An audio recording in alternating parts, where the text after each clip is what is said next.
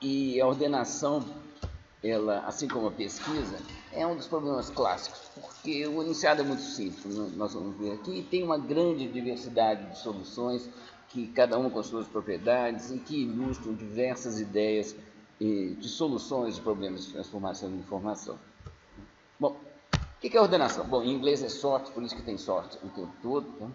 E nós vamos ver aqui um caso simples, tá? Bom, que é dado um vetor A, nós vamos obter outro vetor com os mesmos elementos de A, mas em ordem crescente ou decrescente, tanto faz. Por exemplo, se nós temos aqui um vetor de 7 posições, isso aqui seria a nossa entrada do algoritmo, e a saída tem que ser isso daqui, tá bom? É um vetor aqui do mesmo tamanho, tá bom?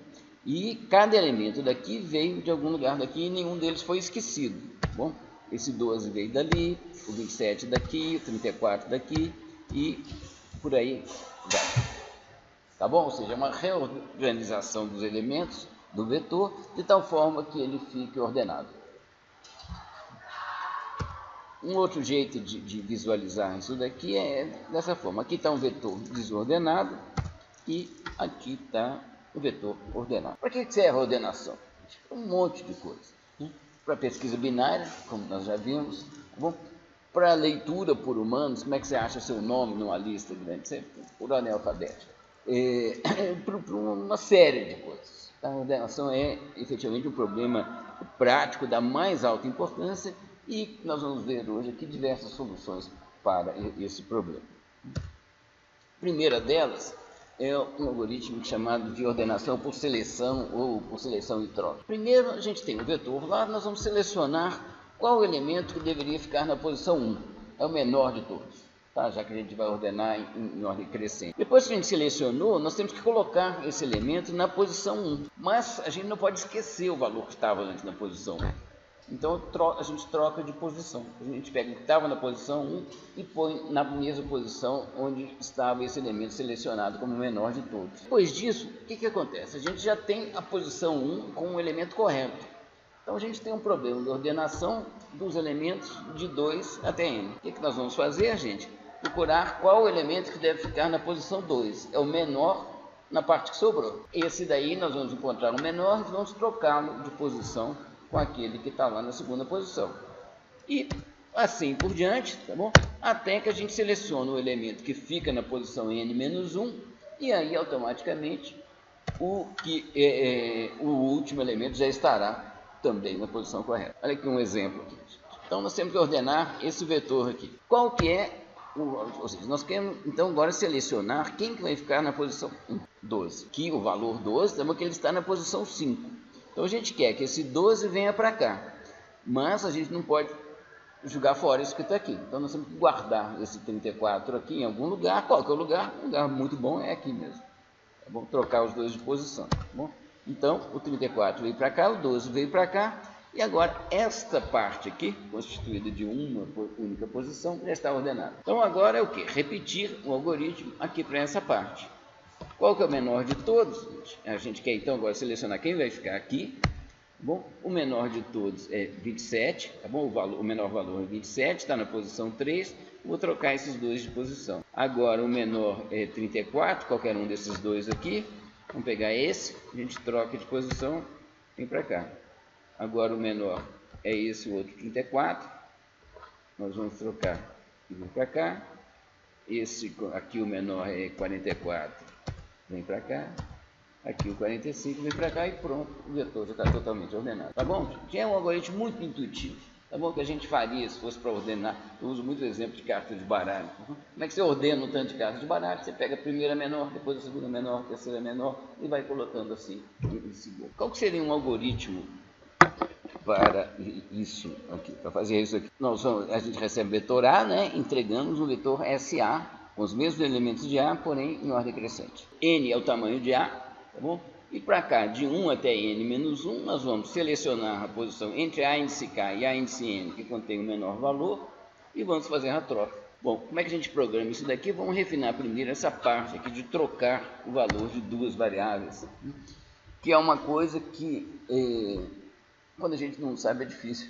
Bom, é difícil por quê? Se a gente fizer x igual a y, y igual a x, o que acontece? Nesse primeiro x igual a y, o valor antigo de x foi embora. Bom, se a gente faz y igual a x, na verdade você está fazendo y igual a y mesmo. Se você inverter, a mesma coisa. Bom, no caso aqui, o y tem um valor perdido. A solução clássica para isso daqui é usar uma variável temporária. Uma variável temporária é uma variável que a gente usa, ela tem utilidade num trechinho muito pequeno do seu programa. E todo programador que se preze chama de temp, esse tipo de variável. Então aqui você faz temp, né, igual a x, x igual a y, y igual a temp. Eu guardei o valor anterior de x nessa variável temp. Aqui eu faço y igual a x, ou seja, em x não vai ter mais o valor antigo, mas não tem importância que ele está guardado aqui em temp. E isso mesmo que eu aproveito aqui, faço y igual a temp. Então a gente já sabe como ordenar. Então agora vamos ver como que a gente acha a posição do mínimo, né? Essa aqui é a função mínima que a gente viu naquela aula de loops clássicos, tá bom? Esse aqui é um dos loops clássicos nossos, que é para achar o menor valor presente em um vetor. Então, eu faço n igual ao tamanho do vetor, eu suponho que o mínimo seja igual ao primeiro, bom? E depois, de 2 em diante, eu vou fazendo o seguinte: se o que eu acho que é o mínimo não é o mínimo, certo? Ou seja, se esse mínimo até então for maior que um elemento de A, eu atualizo esse mínimo, eu faço m igual a índice k. Tá bom? Como eu vou fazer isso até o fim do vetor, ao término desse loop, m vai conter o menor valor presente no vetor. Tá bom? Então, o que a gente quer é uma coisa parecida com isso, tá bom? Mas a gente precisa de ter como parâmetro extra de entrada a parte do vetor considerado, porque agora a gente não quer o menor valor presente no vetor inteiro, não, mas só num pedaço dele. Tá bom? Aquele pedaço que ainda não está ordenado. E a outra coisa, a gente quer também, como parâmetro extra de saída, a posição onde se encontra esse elemento de menor valor. Que vocês já resolveram num dos trabalhos práticos aí. Essa segunda parte aqui. Bom, então aqui está aqui uma função que faz isso. Tá bom? Então, repare, como parâmetro de entrada é o vetor A, e além disso, o que a gente chama de um ponteiro, tá bom? Para a esquerda e para a direita. Tá? Aqui são as duas extremidades da parte do vetor que eu estou considerando. Esse direito aqui vai ser sempre igual a n. O esquerda que a gente vai avançando ao longo do algoritmo. Tá? Mas a gente fiz desse jeito aqui para ficar mais genérico. Então aqui é a mesma coisa. Ó. Eu faço m, que é o meu mínimo conhecido, bom, igual ao primeiro elemento da parte que eu estou considerando, tá bom? Então A índice esquerda. E em IM é o índice do M, bom? E eu anoto, sempre que eu mudar o valor de M, eu anoto também em IM qual foi a posição que ele se encontra. Então aqui, ó, o M começa com A índice esquerda, então o M é igual à esquerda.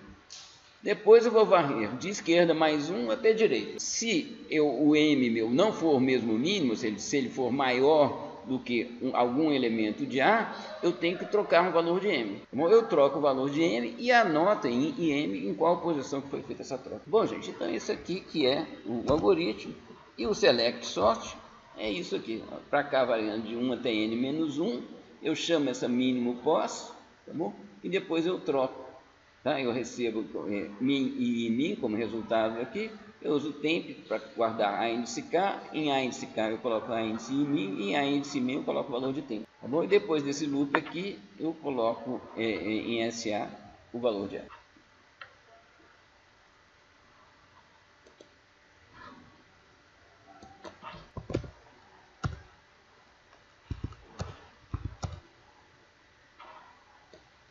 Bom, aqui está um vetor randômico que eu gerei aqui nessa aplicação. Bom, então, aqui, ó, eu estou procurando quem eu vou colocar na primeira posição. Então, o mínimo, por enquanto, é esse daqui. Depois passa a ser esse, depois passa a ser esse, e eu concluo que, definitivamente, esse daqui é o menor de todos. Então, o que eu vou fazer? Eu vou passar este valor para cá e este valorzinho para cá. Assim. Então, essa partezinha aqui do meu vetor já está ordenado. Então agora eu tenho que selecionar quem que vai ficar aqui nessa posição.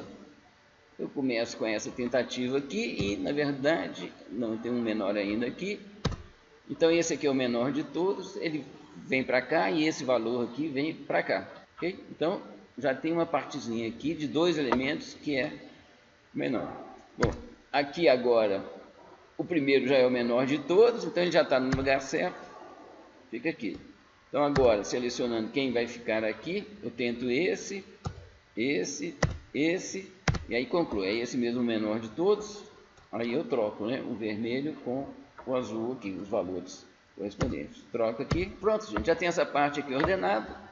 Agora eu vou fazer o resto rapidinho aqui, ó. Tá vendo? Cada hora ele vai colocando o menor, selecionando e colocando aqui. E o vetor vai sendo ordenado aos poucos. Aqui agora é a última troca, tá bom? Então, pronto, o vetor já está totalmente ordenado. Bom, gente, é um algoritmo muito intuitivo.